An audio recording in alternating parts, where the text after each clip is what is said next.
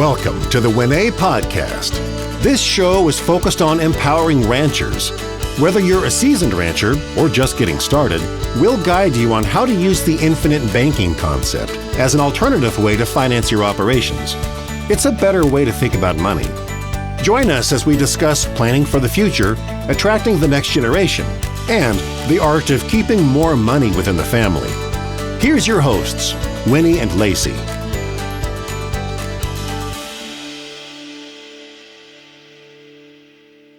Okay, welcome back to the show.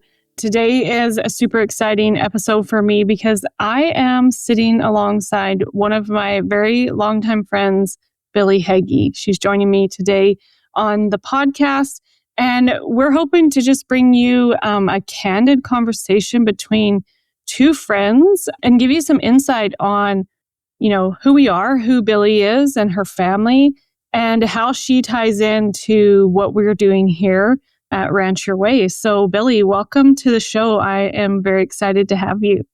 Thanks for having me.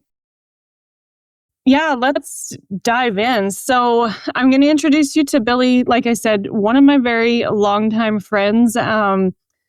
Your sister actually was my very first Canadian friend. And so Billie and I have been friends for the past, probably the last 22 years. She is a cowgirl at heart, a wife, a mother. She is also an entrepreneur who has a 20-year history in the network marketing industry. And I know that's not something that we've really talked about before on our podcast or have many clients that are in that industry. So I'm excited to dive into that and just share that glimpse of an industry with our listeners. And so Billie is now a brand partner with partner.co. She's working at growing her business nationally and globally, here in Canada. And like I said, you've been in the industry for the past 20 years. So welcome. That's a big bio intro. Thanks. It's kind of crazy when I think about it. I'm like 20 years. Like it's been ultimately my entire professional life. Right. I know it seems like yesterday we were, driving together. Nobody had kids. You weren't married. Becky and I were married off, but none of us had kids, and just laughing and driving. And now it's how's that been 20 years ago? I know. It's wild. Well, it feels like a lifetime ago, but not. Yeah, I know, right? I'm still 25. Right? Yeah. Yeah. Yeah. Although I don't feel it some days when I wake up and I'm like, I got to get kids off on the bus and all that. But yeah, it's kind of wild. Right. Yeah. Yeah. So can you share a little bit about your entrepreneurial journey and being a mom now? You're a dedicated wife and a mom, but you're also still an entrepreneur. And so can you share with us how those two worlds have shaped each other and just shaped who you are today? Yeah. So that's a loaded question. But when I think about it, it's interesting. When I think about if I were to think about my business, for example, and just in the industry that I'm in and how that entrepreneurship and how that's played a role in both, life before kids, BC, before children, right? Yeah. And then life after children. It's there's the way that it's allowed me in terms of just being in business for myself. I got into this industry when I was 23, and I worked that alongside my full-time job for a year. I worked my business, and then I was able to, I'd more than matched, I'd actually quadrupled my income. And I gave notice at my job, and I've literally never looked back. And in that time, I was able to put down a down payment on a condo, buy my very first home. I remember that home. And nobody helped me buy that. My mom or dad didn't co-sign for me. Nobody co-signed for me. I saved up that down payment myself and never had to worry about making my mortgage payment or doing those things in those years before I became a mom. But then what I love about what I've, the kind of the career path you could say that I've chosen is how it did allow me to, when I did, meet Jesse, get married, and then when we started a family, it really allowed me to not only be home with my kids, but to continue making an income and never take a hit on that income because of a mat leave or whatnot. And so can you remind me the question that you said, how it has shaped, just remind me of, so I can. I just said how those two worlds have shaped each other. And yeah. And so when I think about how those two worlds have shaped each other, I think it's really important. I think probably the biggest thing is when you become a mom, it's very easy to become a mom and to lose yourself in the process. And so, yes, I want to give of myself to my kids. I want to do things for them and with them and alongside them.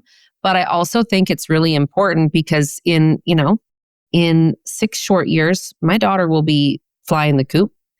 My son will be shortly after that. And then who am I when they're gone? And so I think one of the things that I've seen so much happen over the years is not only does this industry and having a business in network marketing, it gives moms in general a place to channel their talents, their efforts, their leadership skills, but also provide extra for their family and bring in extra income for their family. But for me, it's also allowed my kids to see that you can work at something and achieve goals and contribute, but also it's not the norm, I guess you could say. They can see that it's not the norm. And so hopefully it helps them grow up to think that they don't have to fit a cookie cutter. We've told them, if you don't want to go to college, you don't have to go to college. Like, just because other people do that, that's fine. Maybe you want to learn a trade. Maybe you want to go out and travel. I don't know what it will be, but it's just, hopefully it will shape them to know that just because that's what most people do doesn't mean what you have to do either. And I really feel like for me, like, it's not normal to have been able to be there for like literally every single, first day, all those things at school. And, there's been the odd time where my kids will complain that I have to like miss something at school, like a special assembly, and because I've already got something scheduled. And I'm like, do you know, like, most kids, their moms or dads have to miss all of those things. And so that's also hopefully just to show our kids that you don't have to be in the norm. You can do something different. Yeah, I feel that too. So I was stay-at-home mom for 13 years, like with our boys, and we had Sydney quite a bit later than the boys. And she's had a little bit of a different mom because I am working now. So I started working when she was 2.5. Yeah. Or maybe 3. Maybe she was 3. And there have been days where it's a struggle for me because I was so used to being there for everything with the boys.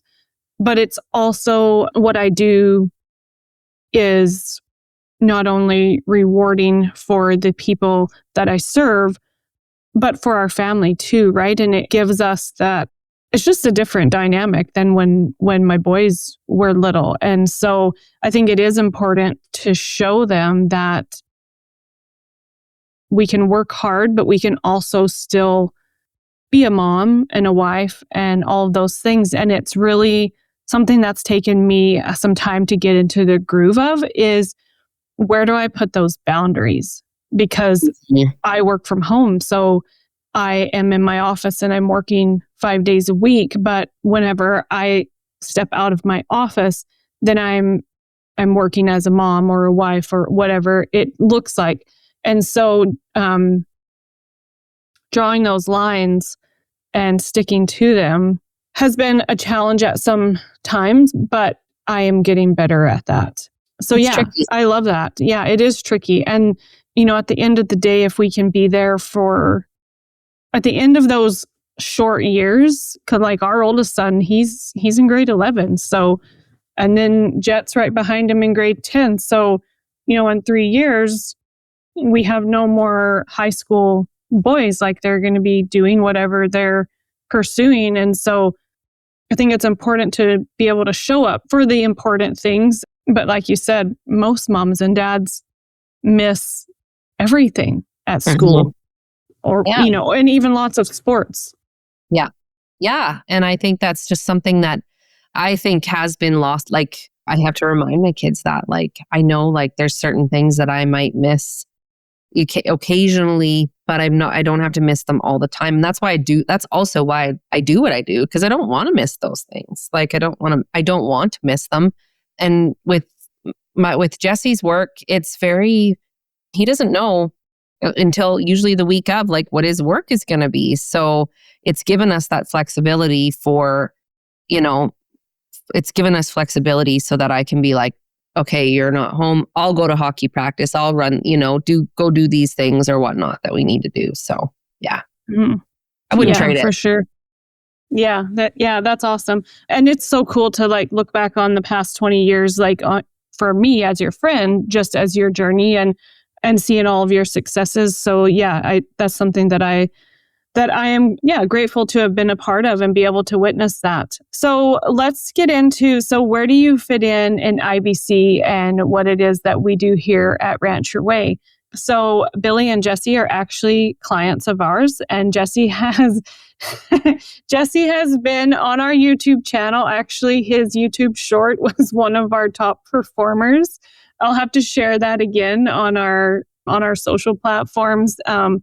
But one thing that he said to us in a meeting one day, he just was grateful. He said, I'm just grateful for both of you, because for the first time in our married life, we feel like you two ladies actually, and you can beep this out, you actually give a shit about our future and what is going on in our finances and want the best for us. So that is Jesse's top performing YouTube short on our channel. And if you don't know Billie's husband, Jesse, you are really missing out, because he's one of the most hilarious people that I know, I think. With that dry sense of humor where like it's like either going to be, you just never know with him. Yeah. So how did you, I guess, share with our listeners, like, how did you first hear about infinite banking? What made you curious enough to approach me and start asking me questions about it? Well, I think one of the things so we moved 4 years ago this month. We moved to the place where we live now. And one of the things when you're getting a mortgage and doing all that stuff, you realize like how you can have stuff all over the place in terms of investments, insurance, life insurance, all those things. And so mostly also I was curious about it because you're my friend. Yeah. Right? And you're my friend. And I also know that the way that you are, you don't just throw yourself into something without thought and consideration. And so it's twofold. We realized that, and you can bleep this out, but we need to get our shit together, right? In terms of knowing what we have, where we have it. But one of the things that after meeting with you and Winnie, and it's really like what Jesse said about how you both actually care.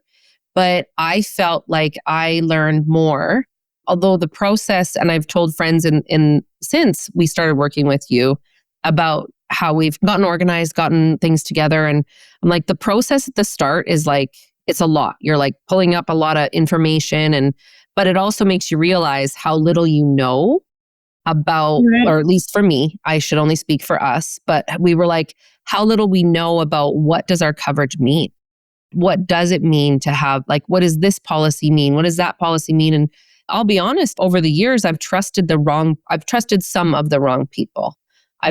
We've had good people in our corner, but of course, but there's also, policies that I had had for years that I realized was just really kind of I don't want to call it a waste of money, but not the best use of my investment. Right. And so I just feel now that because we've, been working together, and just in that process, especially, that I learned a lot about what we have coverage for, what that coverage meant.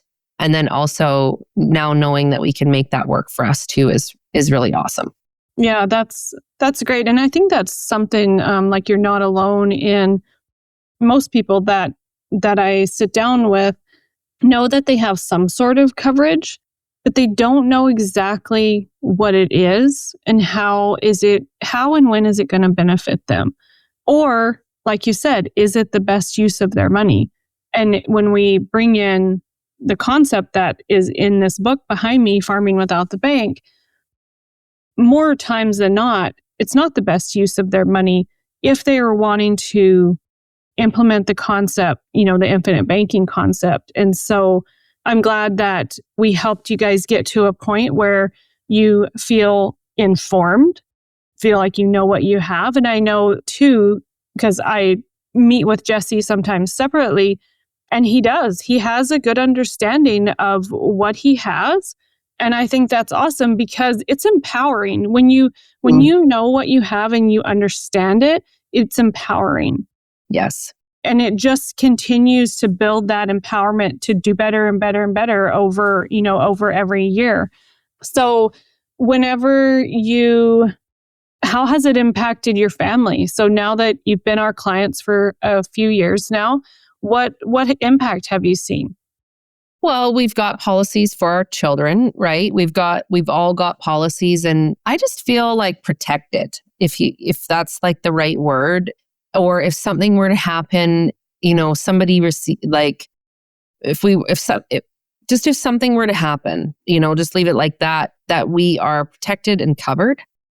And also that we have a relationship with you. Like, that's the other thing that I want to say is, like, you and Winnie have taken the time to build, well, you and I had a relationship, but I didn't know Winnie before, and how I really feel like I know you both, and also you know me. So knowing our lives helps us know and what's going on. Like, you get it, you get us. So even before we went live here, we're talking about me increasing what I'm putting away each month because I'm in more of a position to do that now. And so just things like that, you might not get from the random person at the office in the city somewhere, downtown kind of thing. Mm-hmm. Yeah. And I get that too. Someone else, I think it was Nikki, actually. Nikki Flundra is Billie's very good friend, and she's been on our podcast a couple times. They're also our clients. And she said, we're grateful that you guys just go with the flow because you know what? The cows maybe got out this morning and we have to cancel or postpone our meeting. And we understand that because that happens. Or the kids need to be sitting in on the meeting too. And we actually encourage it because they're little sponges and they hear us talk. And we're hopefully passing down the knowledge of infinite banking to them as well.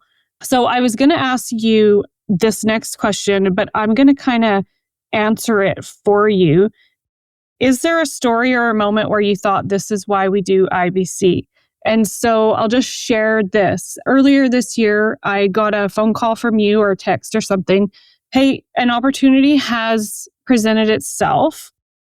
What do our policy values look like in the idea that maybe we could self-finance this opportunity? And so whenever I replied to you and that actually was a possibility, how did that make you feel? That was, okay, that's the one that I would have shared too, like about that, just that moment where you're like, oh my gosh, we've got the money put away. We've got the money put away. We didn't have to call the bank and say, hey, can we get a loan for this or go to a line of credit or anything like that. We had the money there. Now, it's funny because Jesse, he couldn't pull the trigger. We didn't end up pulling the trigger, but it was a horse. It was a horse is what it was for our family. And we didn't end up doing it, but we could have. You could have, yeah. Now, what's great now knowing is knowing what we have. So, now should the right opportunity come along, we can take that. And that's what's pretty cool about that because, otherwise we wouldn't have been in a position to maybe say yes. Yeah. And I think that's so cool. I love it whenever I see our clients winning because that is one of the many reasons why we share IBC for things like that. Opportunities that present itself, we want you to be ready for it. And I don't even know if you and Jesse really realized how ready you were for it. Mhm. Like, it was a pleasant surprise. And so that's like, yes, you're winning. Like, yeah, I love it. I love it. What would you say to someone who, like a listener or a friend or someone you meet through partner.co who's heard about this concept, or somebody you're sharing it with?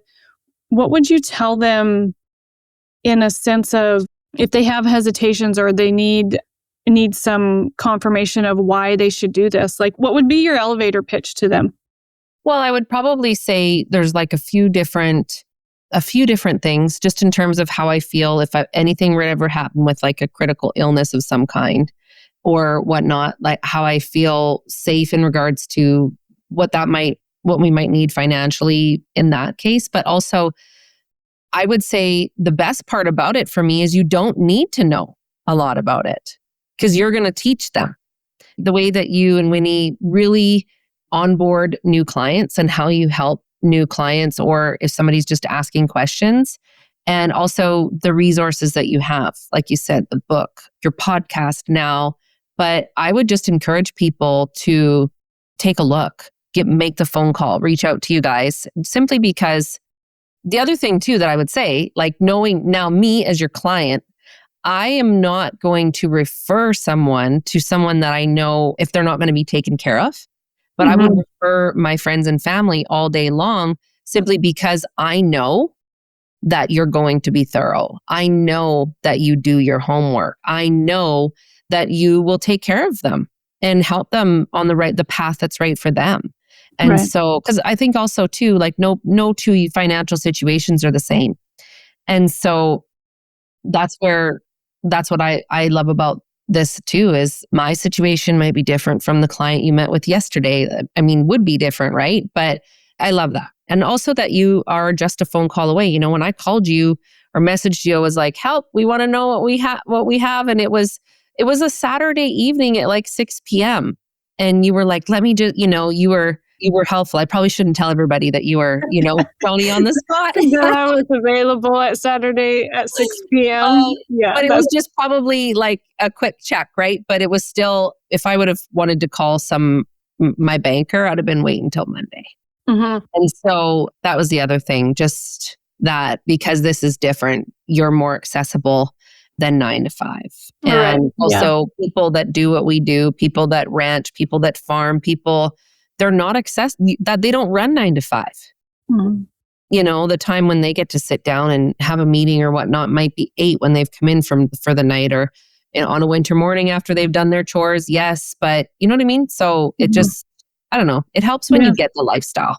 Right. Yeah. Thank you for those words. And I know that's something that Winnie and I both try to be very accommodating. Of course, there are times when, we're not going to be available. But I know that I've had several phone meetings with Jesse after he picks up a load of cattle and he's, on a highway where he can take a phone call. And so, we do really try hard to understand each client's situation and their work schedule. And if the cows got out last night and you have to cancel your meeting, that is fine. We have other things to fill our time, right?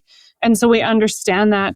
And then, do you involve the kids in your IBC journey at all? Like, are they aware that they even have a policy? No, so that's something that it's funny that you asked me that, because I've been thinking about that lately, about how how I want them to be more responsible with money, or learn responsibility with money, but also I think even more so have work ethic. I'm just like, I'm terrified if my kids don't grow up to have work ethic because of what I see going on in the world right now. But we haven't so much yet. I feel like they're just kind of coming of age to where they would understand it more. So to answer the question, no, they don't really know, but they would know in the event that we needed to if we were going to use that policy. That would be a great opportunity to explain to them how we bought that animal or how we did that thing. Right. So not so much yet, but. Right. And something really cool for them would be, say they have something on their wish list. Okay, well, let's talk about the family bank. And so this is how much we have in the family bank. If you want to take out a policy loan to buy whatever it might be, I don't know, just call it a new bicycle. Okay. And then we have the funds in the family bank, but let's first determine how you're going to repay it. And I think that is what is so cool, because our 3 kids know that there's a family banking system. And if any of our listeners are new, when I say family banking system, that means that all 5 of us in our family have a life insurance policy, a whole life dividend paying policy that is on each individual life. And we use those policies to implement the infinite banking concept that is taught in Farming Without the Bank and Becoming Your Own Banker by Nelson Nash. And so our 3 kids know that there's funds in the family bank. Our oldest son, purchased his first car with the policy loan. He went to work for the summer. When he came back, he repaid that policy loan. The next son purchased a dirt bike. You see, they're 2 very different. One purchased car, one purchased dirt bike, paid it back. And then our daughter, I'm thinking probably it'll be a horse. Or a wiener dog, Mom. Come on. Or a wiener dog from Billy. You're sending us her way. Yeah, that's right. And so it's really cool that the kids, that they even, understand that. And what our hope is, because how the policies are designed, not only are we creating and preserving wealth, but we're also passing on that wealth to the next generation. And so everything that we're building up inside that banking system, or that system of policies, each policy carries a death benefit, right? And at the end of, we're all going to pass away at some point. My hope is that my children outlive me, and that my death benefit will be passed to them. And it just starts that snowball of generational wealth, where we are making the bank plan B, not every generation being on the hook for paying the bank interest after interest after interest. Yeah. It's just like freeing to think about that. That's a good way to put it, because actually my kids, I just came home from a trip, and one of the things that's been on my mind is, they told me, so Mom, we've been talking and we want to put our money together and get an e-bike. And I'm like, so you guys can scrap over it nonstop, right? So, but that'll have to be a conversation I have with them about how, okay, well, if you guys want to have some e-bikes, what do you could borrow from the bank. That'll be a good way to, I'll have to do that. But also thinking about that, it's like having them put away money and having them think about putting it into the family bank instead of, that's a good way to phrase it. Yeah, I like that. Yeah. And, get it working for them. Yeah, really good. So tell us a little bit about your business right now. I know a bit about it, but tell our listeners, who is Billie Heggie businesswoman? Well, it's so interesting, because I've been on this journey where I've been in the industry, for 20 years, it'll be 21 in January. And an interesting time, that I had probably 2 years ago, just over 2 years ago, I left a business. I left a company that I'd been building for 18 and a half years. And so that was a really pivotal thing, where what was interesting about that is what I learned. And one of the questions that I was, looking through when I was reading through the emails of questions you might ask me, right?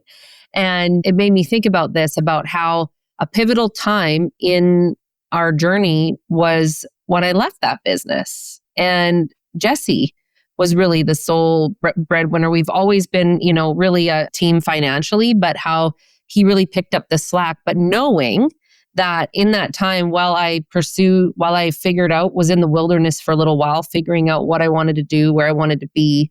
What's interesting is, and the tricky part about network marketing, just in the industry as a whole, is once you know what it can do for you, and once you learn You can't unlearn that. You can't unknow that. Mm-hmm. And so for me, I left that place I'd been in for so long. And I thought I was kind of done with the industry. I was thinking, I'd been doing some coaching online, but that's a grind and a hustle too. Don't let anybody ever try to convince you otherwise, that it's not also a full-time job.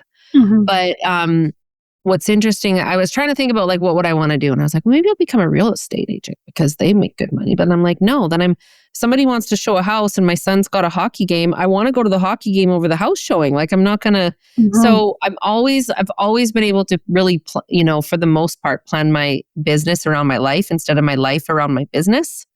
And so that's really what I've been able to do now in the last year and a little bit, not even a year that I've been really building this. But one of the things that I really see happening, and in this world in general, is how people are hungry for more time and more money. And I also see people willing to take pay cuts now to have more time. And for so many years, I feel like people were caught up in like the rat race of grinding all day at a job or overtime at a job to make extra money, to have a house that they barely spend any time in, right? And I really feel like there's like a value shift going on in society in general. And this might be completely unrelated to the question you asked me, but I see that. And what I see in terms of how it relates to what I'm doing now is I'm helping people get that. Helping people really build, like I really am in a place now where, I just came back from a weekend away at a conference. It was my first one and with a company, and all around me, the people on my team, I'm helping them win and add that money to it's like you help people put the money away, right, and save and plan for their future and have it in the event that they want to buy a horse or a tractor or a quarter of land or whatever it is, right? You're helping people put that money away. I'm helping people make the money. Right.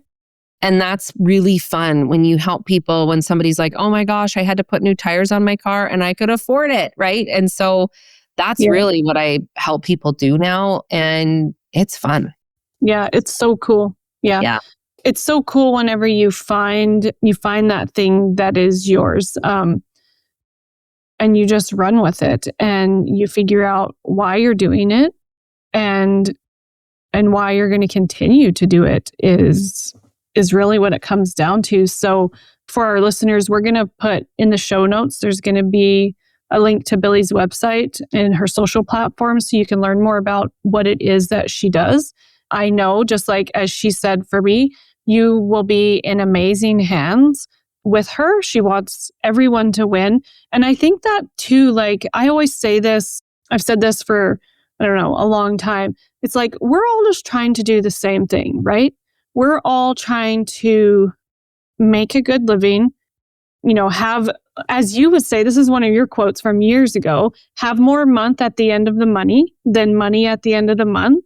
Or did I say that right? Yeah. Yeah. So we're all just after the same goal. We're after wanting to make a good living for our family, just live a good life and have what we need. And I think it doesn't matter like what industry we're in, or what we do as work. We're all after the same common goal. And that is true. Like you're helping people make the money and build that and feel better. And I'm here to help people to know what to do with the money and to put it to work for them. And I think that is the big thing, was an aha moment for Reed and I when we became clients of Winnie's, was we actually, for the first time in our married life, felt hope for what we were doing with our money. Yeah. Like we knew that we just had hope and peace. Like it was just a calmness over it that like we're onto something and we have found what resonates with us. And it's infinite banking and so many things. I could sit here and go on and on about the benefits of infinite banking. And last week I'd finished a long day at work. I was walking to the barn because my happy place also is in my barn and with my horses. And I thought to myself, I cannot imagine a day where I don't share infinite banking. Because of what it does for people. Like I can't imagine not sharing it because it's too good to keep secret. It's too good not to shout from the rooftops. So that was my I think I had finished like a long day in the office, lots of hours in the office. And I thought even though I am mentally exhausted because I was in my office I was long that day. And just walking to the barn, I thought it was long and it was gruesome. It was hard, but I can't imagine not doing it. Yeah. Because the people deserve to know about it. Yeah, I agree. I was having this discussion with someone yesterday. And the thing about going back to what you said about how we all want the same things. And this is just like an overall comment in regards to the world right now. The world feels divided and people are clashing over, and you're labeled by your political beliefs and all those things. But actually, if we all we all want the same things at the end of the day. We all want a roof over our head, a healthy family, money in the bank, food on the table, and love, right? To feel loved and like we're adding value to this world. I think it's safe to say that we really, truly all want those things. And when it comes to, feeling like, woe is me and my problems are this, you might be watching this thinking, well, I've got no money. I've got no money to put into the bank to start a bank. You've got some, right? And I just think about how, when it comes to our problems in life in general, if we were to all write our problems all out on a sticky note and put on a piece of paper and throw it into a basket, chances are if we could read all the problems in that basket, we'd want to pull our own back out. Yeah, I think so. And so it's just like we all want the same things. And, yesterday I was having this chat with someone and she's joined my business yesterday, and she's going to work to be a social worker or going to school, to become a social worker because she's passionate about giving back to the community and helping people who have fallen on hard times and stuff like that. And anyways, we were talking about how when you have more money to give, you can give more money. And the world needs our extra. And someone like her, she's been in a volunteering position in what she's been doing, and she wants to turn that into her vocation, into her job. But I said to her, the beautiful part about this is going to allow you the finances to go to school, right?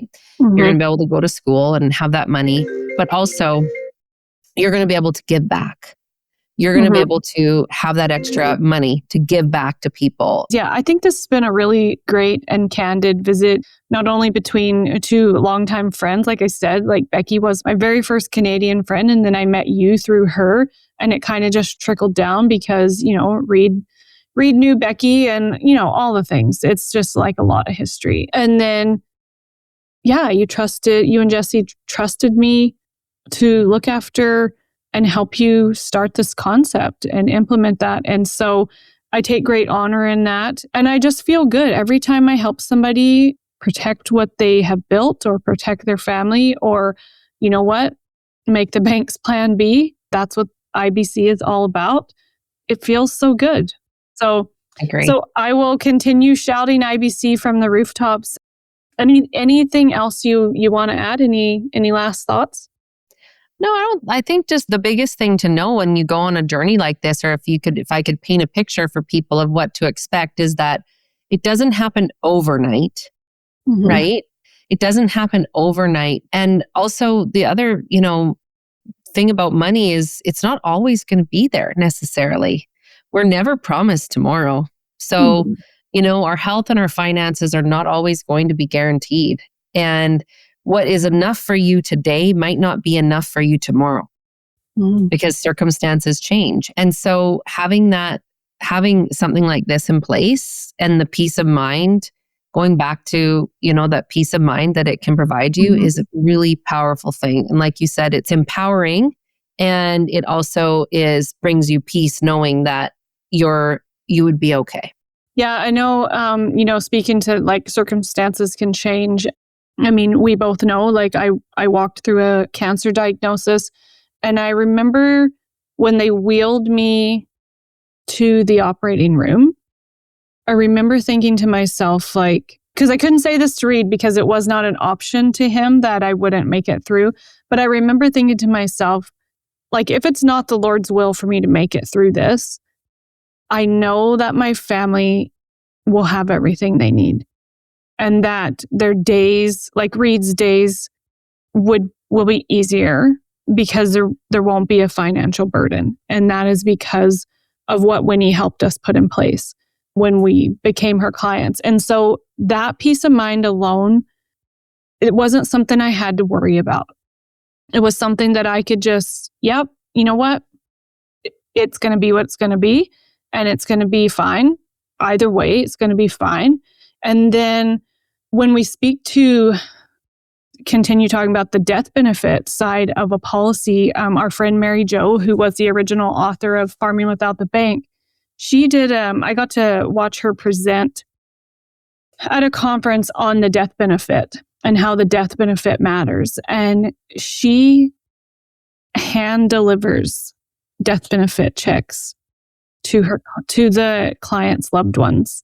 And she's had to do that. At that time, I think it was 5 times she had to do that.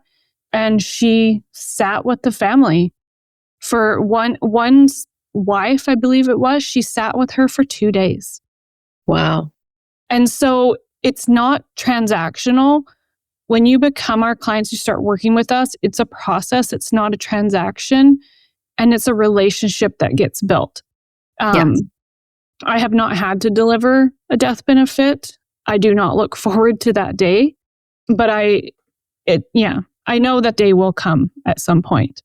And I'm, just feel honored that people trust us with that, with that piece of their life and looking after, helping their family. And something that Winnie always says too is we are the ones that are going to show up in your time of need with money in hand.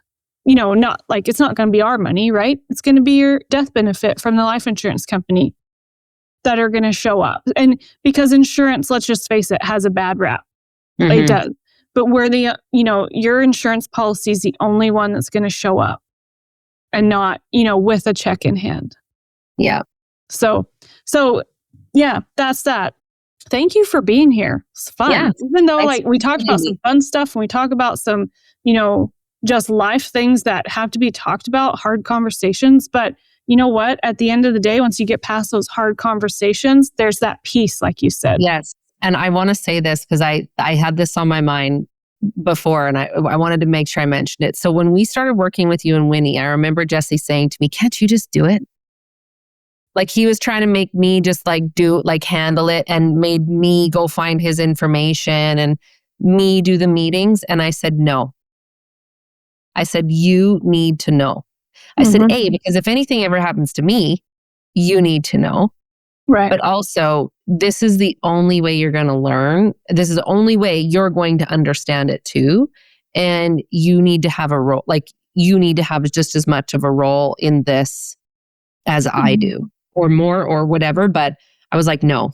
So if anybody's out there and their husband's trying to skip out on the meetings, tell him to get his hiney in the seat beside you and or take the calls. I told him, just take the calls, make it work, do it on the go. It doesn't matter. And I'm so glad that he's made the time too. Yeah, he does. And I feel like he's informed and he's empowered. And you guys are not the only couple who we meet with separately. And it's not because of division. It's because of schedules. Yeah. Most of the time, especially if you're in the agriculture industry, you're most of the time not available at the same time unless it's 6 o'clock in the morning or 10 o'clock at night. Yeah. And I'm up at 6, but my brain's not going enough to have a meeting with the client. Right. So yeah, that's cool. I like that you encourage the husbands or, sometimes it's the wives that the husbands take care of all the finances and sometimes it's the wives that aren't there. So yeah, that's really cool.